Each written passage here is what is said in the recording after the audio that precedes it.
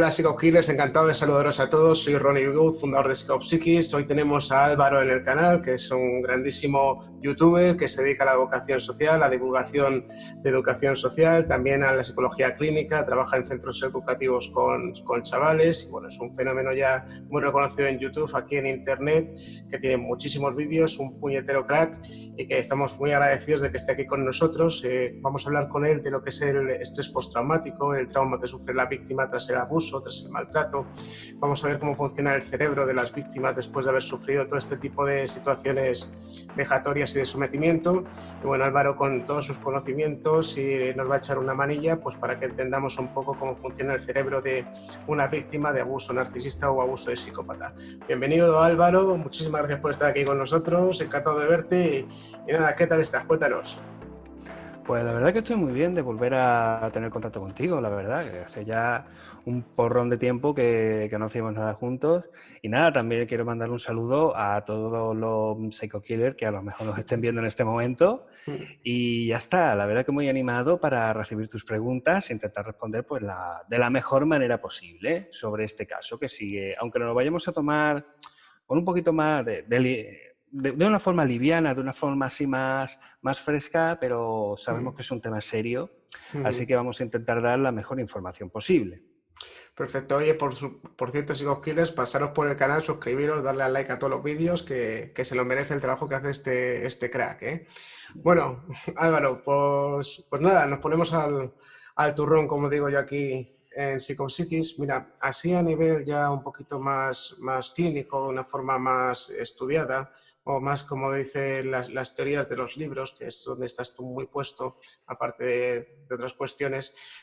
¿Cómo definirías tú lo que es un trauma o qué es lo que sufre la víctima después de estar en una relación con un psicópata o un narcisista? ¿Cómo definirías que es un trauma?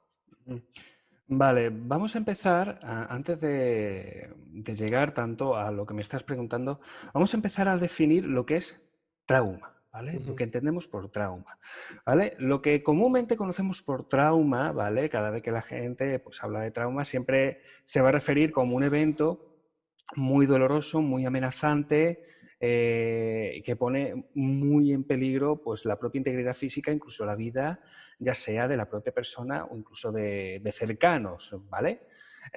Aquellos que tengan esa definición en la cabeza, digo que no estáis mal encaminados, realmente es eso, ¿ok?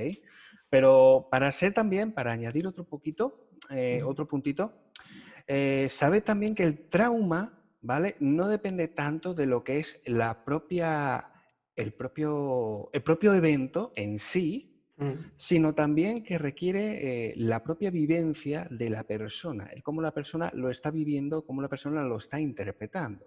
Al fin y al cabo, podemos decir que entonces que el trauma es esa interacción que tiene el individuo con el ambiente en un momento en el que el ambiente se vuelve muy estresante y que realmente pone en amenaza y en serio peligro pues, la integridad tanto física como psíquica del propio individuo. Y ya puede ser por eso, pues de hecho, mira, te lo puedo buscar a lo mejor en un portal especializado donde a lo mejor te los marque, ya que estamos hablando a lo mejor de puntualizar lo mejor posible, pues venga, vamos a puntualizar lo mejor posible, ¿no? Puede ser perfectamente pues una ruptura en el sentimiento de seguridad básico del individuo, o lo que es lo mismo, lo que lo podemos traducir como la sensación de estar solo entre peligro, de desamparo, de abandono, ¿vale? Que esa situación provoque esa sensación, ¿no? O por otra parte, podemos tener una carencia de interacción humana necesaria, volvemos a decir que nos sintamos completamente solos, o otra alteración que es el ser objeto de expresiones excesivas, inadecuadas, de agresividad o de sexualidad. Vale, acabo de mencionar la sexualidad, posiblemente ya te vayan a poner el vídeo en amarillo, pero sí, es así, cuando estás expuesto pues, a mucha violencia, muchísima agresividad o a muchísima, digamos, ¿cómo decirlo? Imposiciones o propuestas de tipo sexual que sobre todo vayan en contra de tu propia voluntad, ¿no? Y ojo, que volvemos a decirlo, que esto tiene también dos variables. Esto puede que nos pase directamente a nosotros, mejor dicho, que puede que le pase al propio sujeto, ¿vale? Vamos a intentar exteriorizarlo. Yo, por defecto, intento poner siempre como los ejemplos, incluyéndonos nosotros, para ayudar a esa sensación de empatía, para ponerte los zapatos de... Pero bueno, no vamos a ponernos, no vamos a obligar a la gente a que tenga como que entrar en un trauma ni nada por el estilo, sino que vamos a intentar externalizarlo un poco, ¿vale? Tenemos que lo puede sufrir el propio sujeto, como dijimos antes, o lo pueden sufrir personas cercanas, ¿ok? El evento. Y aún así puede afectar perfectamente al propio sujeto, si lo viven en terceras personas. Por ejemplo, casos muy extendidos y que además se suele poner mucho de ejemplo, las guerras, ¿vale? Los conflictos bélicos. Los soldados que están expuestos a muchísima violencia, muchísimas vejaciones de derechos humanos y tal, o que están en combate directo, no han tenido ni que por qué sufrir ellos ninguna herida de bala, ni estar en una situación, no. Pero el hecho de estar expuesto a lo mejor pues a la miseria de un país que está destruido, que la gente intenta sobrevivir como puede, que incluso sus propios compañeros o los del bando contrario hacen auténticas barbaridades con la gente y tal, que si las torturas, la muerte. Cuando tú estás constantemente rodeado con eso, pues claro, tienes un choque emocional muy fuerte. Eso puede provocar perfectamente un trauma psíquico, ¿vale? Y volvemos a lo mismo. El soldado no está, digamos, puesto directamente, ni lo ha vivido él, ni ha sido el objetivo, pero ha estado, digamos, en ese ambiente durante mucho tiempo, ¿no? Recuerdo también el caso de una amiga, ¿vale? Con este tipo de temas también se puede ejemplificar mucho porque eso son más directos, ¿no? Son anécdotas personales. Que le tenía una fobia tremenda a los perros. Y lo primero que te da por pensar es decir, pues vale, tuvo una mala vivencia con los perros. Un perro grande le intentó morder de pequeña, por ejemplo. Pues casi casi. El perro no intentó morderla a ella, sino que intentó morder a su hermana, que era incluso más pequeña que ella, ¿vale? Y era un perro grande.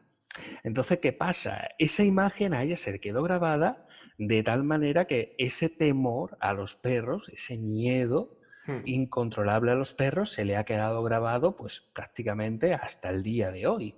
Lo dicho, la vivencia no la tienes por qué vivir tú, pero sí puedes estar presente, puedes ver la amenaza muy cerca, tanto para ti como para otros seres, y aún así sufrir las consecuencias, ¿vale? Y esto también sigue siendo una vivencia traumática. Estos psicoquiles que dice Álvaro es muy importante porque dentro de a lo mejor una pareja que sea una pareja con un psicópata, a lo mejor los hijos que no están viviendo directamente la relación directa con un psicópata, al ver acciones de la madre contra el padre, si la madre es la psicópata o el padre contra la madre, si el padre es el psicópata, pueden sufrir traumas, aunque sea en tercera persona, viviéndolo no fuera de la relación de pareja, por ejemplo, ¿no? Con esto que tú comentas, Álvaro. En el tema de las relaciones con psicópatas o narcisistas, se habla de que hay una diferencia entre trauma complejo y trauma simple, que el trauma simple es cuando es un hecho que acontece brutal, pues efectivamente un atentado o una guerra donde ves muertes o algo muy preciso y específico. Y el trauma complejo se considera que es cuando es una erosión emocional donde poco a poco van mermando tu autoestima o a base de mini maltratos, micro maltratos, microabusos, vas finalmente teniendo, se te va generando un trauma de la misma envergadura, aunque es a pocos. ¿Podríamos comentarnos exactamente morfológicamente qué es lo que pasa en tu cerebro cuando sufres un trauma, ya sea simple o ya sea un trauma complejo? ¿Qué es lo que pasa dentro del cerebro de la persona traumada? Pues a ver, para explicarlo de la mejor manera posible, vamos a poner un ejemplo, ¿vale? Por cierto, está muy bien explicado esto que hablas del trauma simple y el complejo, o incluso de que no todo el trauma se tiene que deber siempre, pues a lo que todo piensa, ¿no? A un evento traumático muy concreto que es muy intenso y tal, no, puede ser algo que esté muy alargado en el tiempo y que se puede dar por dosis muy pequeñas, pero que siempre van calando, ¿no? A ver, de la misma manera que digamos, que a nivel fisiológico, ¿vale? Lo que es la carne, lo que es la piel, tú puedes recibir una presión, ¿vale? Y tú eres capaz de soportarla hasta que llega un punto de que la piel se desquebraja, se rompe y entonces provocas un daño, ¿vale? Pues con el tejido psíquico pasa exactamente lo mismo, ¿vale? Con la mente pasa exactamente lo mismo. Es capaz de soportar un cierto nivel de presión, pero cuando sobrepasas la resistencia de ese tejido, terminas rompiéndolo y por lo tanto terminas modificando, para mal, por supuesto, y terminas perjudicando ese tejido, ¿no? Pues eso es lo que pasa realmente con las vivencias traumáticas, ¿vale? Y lo mismo puedes recibir un golpe muy fuerte que te quiebra el brazo, ¿vale? Y la repercusión la tienes ahí y es un golpe directo. O puedes recibir pequeñas laceraciones, pequeños cortes, pequeños arañazos y tal, que en principio no lo notas, pero cuando te das cuenta, no, te ha deformado muchísimo la piel por algún lado. Pues con esto pasa lo mismo. Puedes recibir un shock muy fuerte a nivel emocional que te bloquea, que te deja paralizado y por otra parte, pues puedes estar sufriendo constantemente una cantidad de presión a nivel de estrés y ese estrés te puede estar mermando a nivel cerebral, porque realmente lo que aquí entra en juego son los diferentes niveles de estrés, ¿vale? Las diferentes situaciones estresantes, ¿ok? Y entonces, pues bueno, los mecanismos que funcionan con el cerebro son los mismos que funcionan pues cuando estamos hablando de estrés y eh, eh, de forma favorable para lo que es la población, pues comprende bastante bien cómo funciona el estrés en nuestro cuerpo y también en nuestro cerebro, ¿no? Tenemos una serie de neurotransmisores, tenemos una serie de hormonas, tenemos como, yo qué sé, todo el mundo conoce el cortisol y su función que tiene el cortisol junto con la adrenalina dentro de lo que es la sensación del estrés y la producción de la ansiedad, ¿no? Entonces, claro, es ese estrés, digamos, el que se convierte en ese golpe fuerte que va a deteriorar el tejido psíquico, ¿vale? Que con tejido psíquico no me estoy refiriendo a las neuronas, no, es un tejido metafórico, ¿vale? Es una figura metafórica. Pero es el estrés el que va a golpear y puede golpear muy fuerte y terminar rompiendo ese tejido. O puede golpear de pequeñas formas, hacer pequeñas punzadas, de tal manera de que vas a terminar perjudicado, pero más a largo plazo. Pues aquí funciona igual, y funciona igual que con el propio método del estrés. De hecho, uno de los grandes problemas que tenemos a día de hoy es ese, de que incluso lo que es nuestro propio día a día, la maquinaria del estrés en nuestro cerebro necesita, por supuesto, una fase de agotamiento, de restauración del propio equilibrio, que muchas veces no lo tenemos. Estamos en el trabajo, estamos estresados, y ahora salimos del trabajo, dices tú, mira, ¿puede haber un alivio? No, no hay un alivio, porque ahora te tienes que meter en el coche, te tienes que meter en un atasco. Eso es estrés. Te has metido en otra fase de estrés cuando no has tenido tiempo siquiera de recuperarte de la primera. Y ahora llegas a la casa y con los niños, papá, papá, mamá, mamá, y los deberes, y ahora tienes que llevar, y ahora tienes el estrés de la casa. Todavía no te has recuperado ni del trabajo ni del atasco. Y ya estás en otra situación de estrés. Y bueno, con eso podemos seguir sumando y cuando te das cuenta dices tú, ¿cuántas sensaciones de estrés o cuántas situaciones de estrés realmente has superado? Ninguna. Pero bueno, digamos que eso es un estrés más soportable porque en cierto modo tienes un control más o menos estable de la rutina, ¿vale? Pero ahora vamos a meternos en un contexto donde tú realmente no sabes por dónde te van a llegar los golpes. La que tú no sabes cuándo va a empezar la fase de estrés, ¿vale? Vamos a pasar a una situación que se define en psicología como una situación de indefensión aprendida, que es una situación en la que da igual lo que hagas, da igual qué respuesta tenga o qué respuesta dejes de dar, el refuerzo tanto negativo como positivo lo vas a recibir, que es lo que suele pasar normalmente en situaciones como la que tú estás describiendo, situaciones de abuso en una pareja.